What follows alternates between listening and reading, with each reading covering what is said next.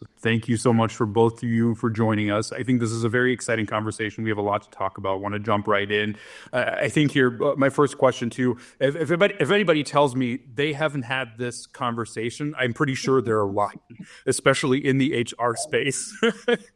Right. We'll start with you, Christine. When we look at internally and recruiting externally or promoting internally for key leadership roles, what should leaders consider? It's a debate that's going on. It's a lot of folks asking questions about it. What should people consider, and what should people take into consideration?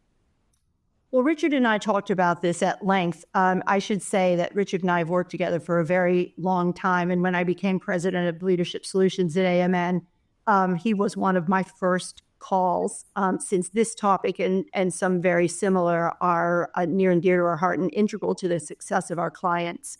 But I'm going to turn this back over to Richard for just a minute, because we think the question, Lucas, goes even, there's a pre-question to that question. And I'm going to turn it over to Richard for a couple minutes, and then I will go back and pick up your original thought.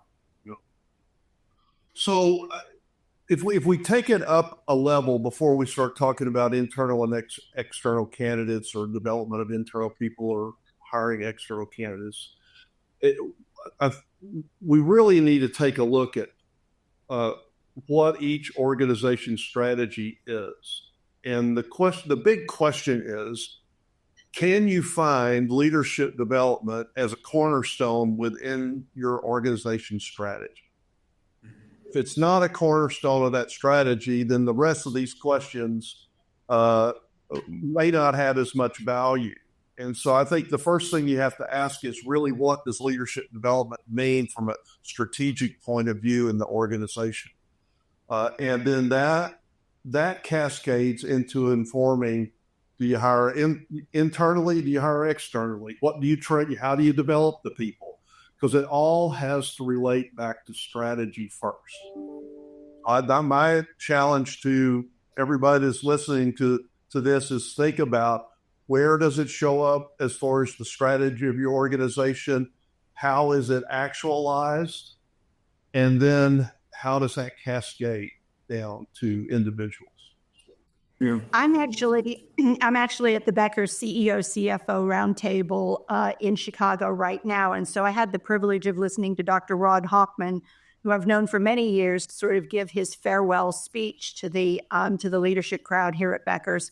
And somebody asked him of what did he think his most significant contribution to healthcare was. What was he leaving as a legacy?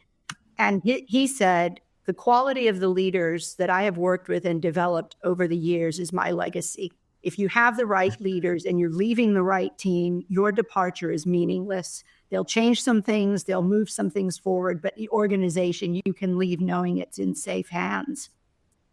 And that's why I think this particular question, we're probably going to give of all the questions you have, this may be together our most in-depth answer, because this is really the crux of the topic.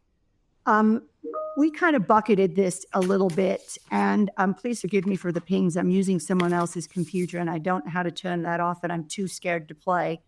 The first thing we really look at when we're trying to help at the beginning of every leadership change, decision, and process, whether you use a search firm or you don't, you should be asking yourself the question, what is the organizational culture? What is the continuity? Because the very first thing you have to ask yourself is, can we absorb a leader from the outside? Is our culture ready to accept a new person? How welcoming are we? I've had searches go awry and couldn't figure out why we couldn't get the right candidate. Why were we just missing the mark over and over? And then I learned to ask a question that I didn't always ask, which is, when is the last time you introduced a new senior executive to your organization from the outside? And it turned out that the community hospital I was working with, are you ready for this? Had never had an outside leader. So why they thought they were going to get an outside COO and this was going to be okay inside the organization, we had not started the process correctly. So you have to ask, What's the organizational readiness? I think another mistake that organizations make is they're having problems, they're in trouble, they feel they need to shake things up, they're going to hire somebody from the outside. One person against an integrated leadership team that's stuck in its own rut. I had an academic institution do this. The poor guy lasted 3 years. He did absolutely everything the organization asked him, and they hated him. They hated him. They let him go in 3 years, and he was wildly successful. So when you look at the organizational culture, you have to say internal candidates are already familiar with that culture, and that can lead to a smoother transition.